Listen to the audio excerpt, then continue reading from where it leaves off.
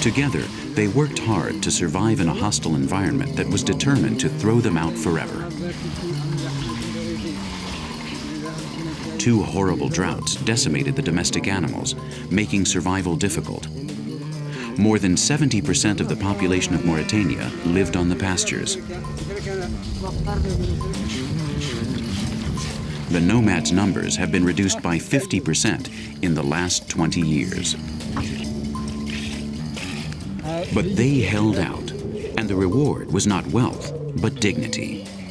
The dignity carved from strokes of silence and days lost without traces of water. The dignity of knowing how to look death in the eye with determination and to move on unharmed. Stronger, still proud to inhabit the desert.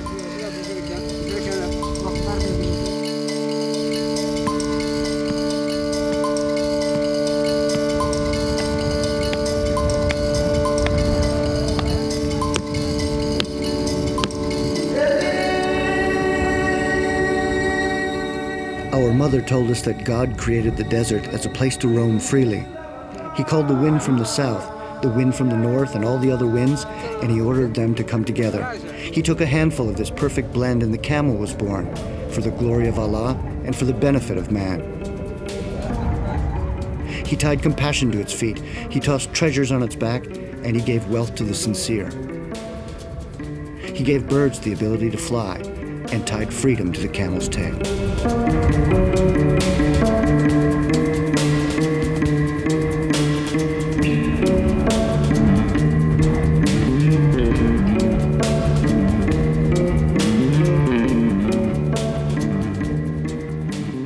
The desert is not only made of sand and silence.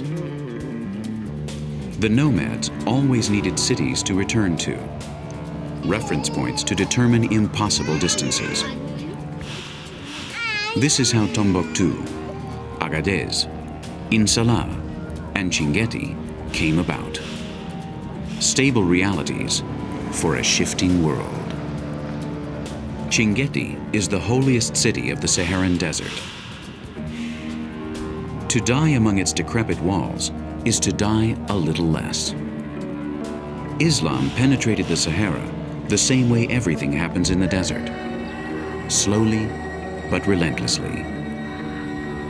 It arrived from distant Arabia, loaded with absolute truths, and in just a few years, that unique God was reborn, accompanied by other gods and foreign spirits, by fetishes and holy men that protect a man during his life and guide him after death towards paradise. The God of the desert is a crossbred God.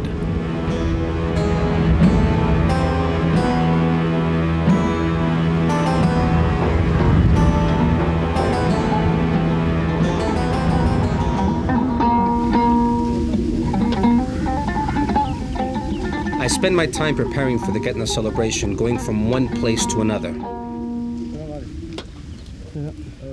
In just a few days, the rest of my relatives will arrive from Nouakchott, and we will go to the palm grove. I have just come from Salif's home to invite him to the celebration. Salif is the best griot, or storyteller, in Chinguetti. He also plays the tedinit, the traditional guitar. Everyone else has turned to electric guitars and uses amplifiers so that they can be heard from as far as possible.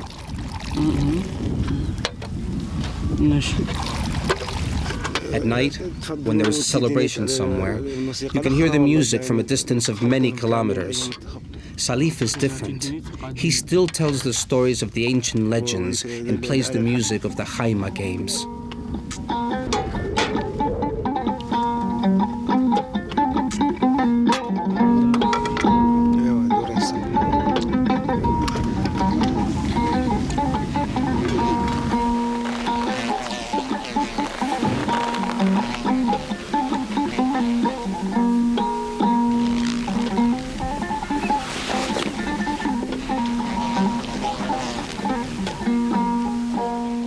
Mahmoud's aunts, Aisha and Fatima, have been living alone for more than a decade. They are married, but their husbands are traders based in Nouakchott. They only return home a few times a year, which is just enough time for their wives to become pregnant. The next time they return home, these men will meet their new children. In this way, the women share numerous offspring that are supported thanks to the Craftswomen's Cooperative. They founded it, and today there are 14 women working and living in the same circumstances. They mainly work with lamb and camel skin. Mahmoud buys book covers from them, and the nomads order cushions or wineskins for water.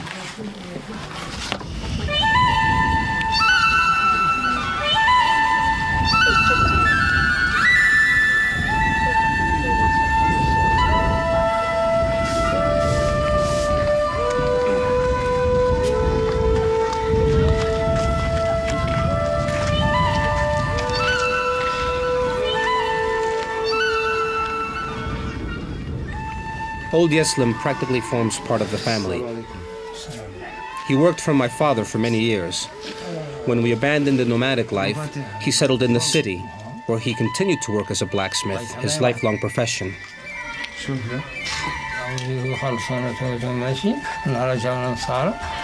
Yeslim was never a slave. He was treated like one of the family. Even today, my relationship with him is that of a grandfather and a grandson. I remember how he would join my father and Ali by the fire at night. They would tell stories about how the Reggie bats attacked the city, and how everyone ran as far away as possible to hide.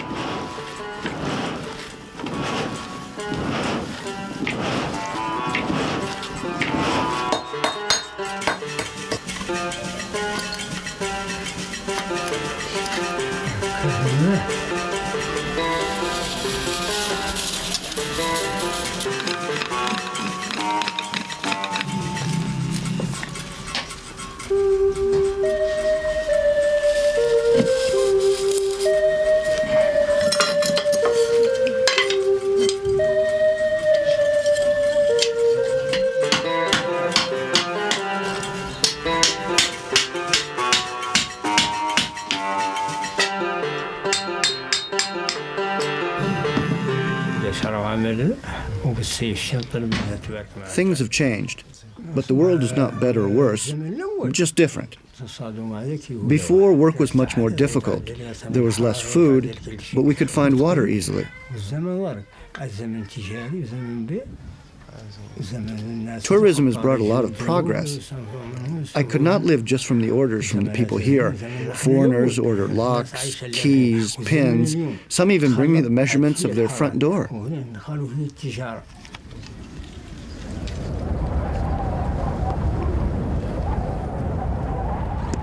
To satisfy the demand for meat, Chinguetti's camel slaughterer sacrifices 3 or 4 a week.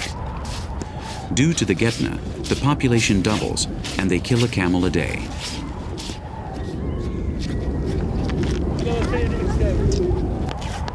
Before cutting the camel's neck, it is placed facing Mecca. The animal falls to the ground without any commotion, and the butchering begins, which lasts almost an hour. The camel is, as they say, a recent arrival to the desert. Before the renowned caravan routes, the so-called cart routes had existed in Roman times. These routes connected the Mediterranean with sub-Saharan Africa, but the journey was made in horse-drawn carts. It's also true that at that time the Sahara was not as vast as it is today, and the journey was not as difficult. Due to the dunes' gradual advance, it became impossible for horses to make the trip, and so camels were imported from Arabia. They quickly became essential for the men of the desert. What would have become of mankind in the Sahara without camels? Without camels, the desert would only be a home for scorpions. No part of the camel is wasted, whether dead or alive. The head, hoofs, tail, everything is eaten and used in many ways. The hump is not an enormous water deposit, as we all believed as children, but an energetic fat mass that is the camel's true engine.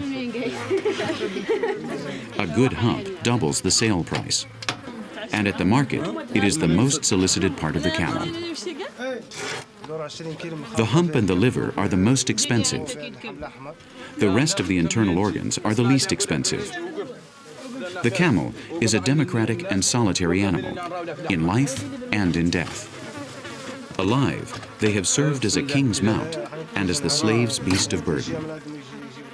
Once at the market, the camels are butchered into delicacies for nobles and protein for the less wealthy.